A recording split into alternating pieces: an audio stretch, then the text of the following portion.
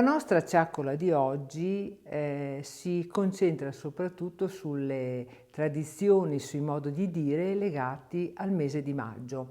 Maggio che era definito il mese dai denti lunghi. Perché? Perché a maggio si iniziava ormai a pensare già al nuovo raccolto, in quanto le dispense iniziavano a vuotarsi, le scorte alimentari finivano.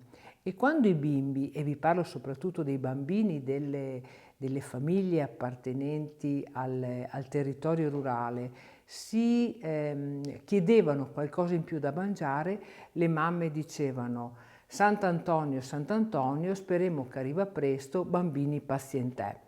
Cioè si chiedeva la pazienza ai bambini in attesa del mese di giugno, quando si confidava e si sperava nel nuovo raccolto, in particolare si auspicava il buon raccolto legato alla mietitura. Ora questi tempi sono cambiati fortunatamente, non dobbiamo più preoccuparci del nuovo raccolto per poter mangiare, perché abbiamo raggiunto tutti livelli diversi.